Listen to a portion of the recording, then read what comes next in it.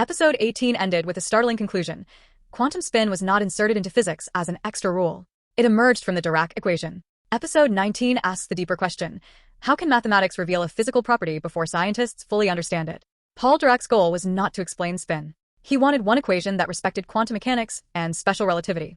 He began with known principles, demanded mathematical consistency, and refused arbitrary corrections. That discipline forced the equation into a richer form than expected.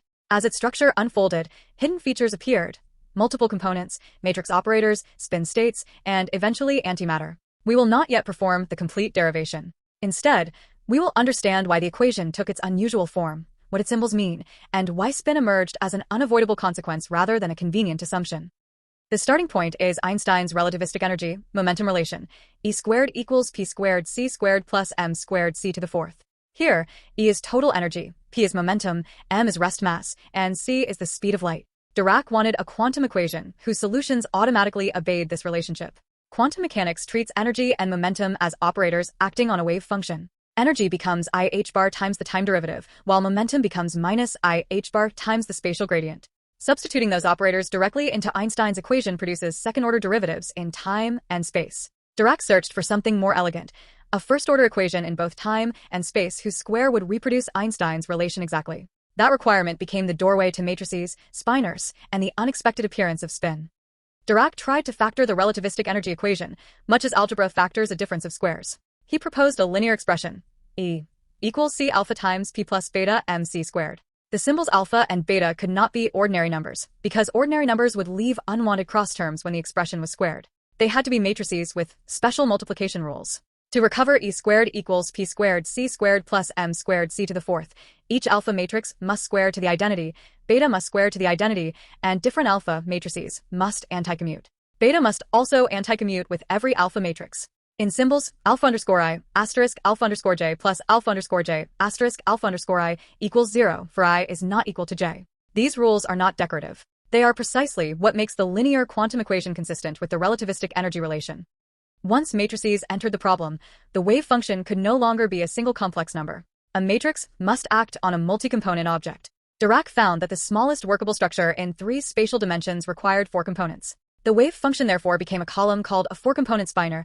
Psi equals the transpose of the row vector psi sub 1, psi sub 2, psi sub 3, psi sub 4. These components are not 4 separate particles. Together they describe one relativistic fermion. In a simplified interpretation, 2 components are associated with spin-up and spin-down particle states, while the other 2 connect to corresponding antiparticle solutions. The exact meaning depends on momentum and representation, but the central idea is clear: relativity demanded internal structure. The electron's quantum state had to carry more information than a single-component wave function. Spin was already beginning to appear inside this richer mathematical object before any separate spin assumption was introduced.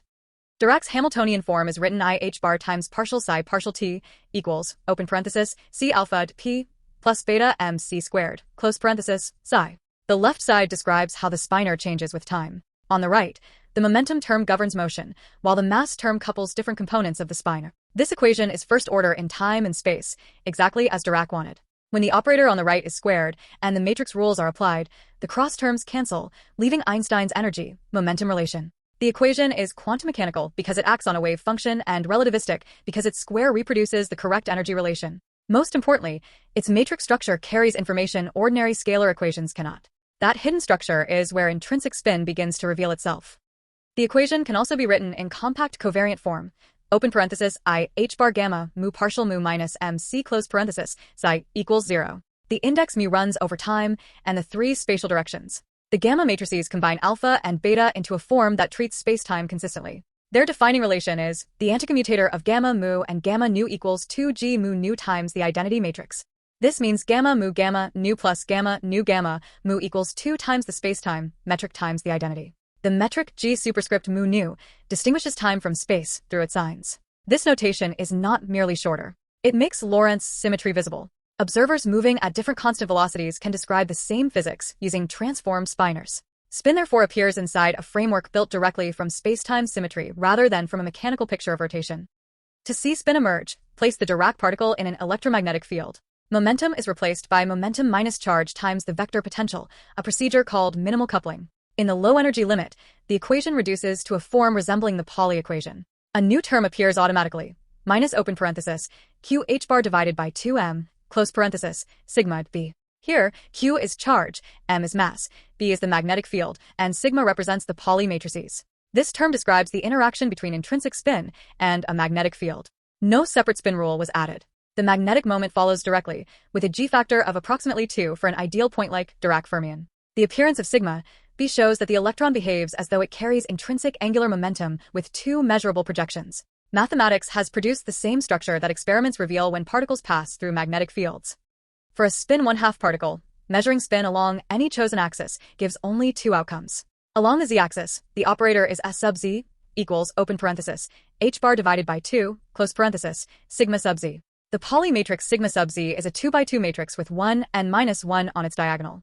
Its eigenvalues are therefore +1 and -1, giving measured spin projections plus h bar by 2 and minus h bar by 2. These are called spin up and spin down relative to the chosen axis. The result does not mean the particle is a tiny sphere rotating clockwise or counterclockwise. Spin is an intrinsic quantum degree of freedom. Spinors also transform strangely under rotations.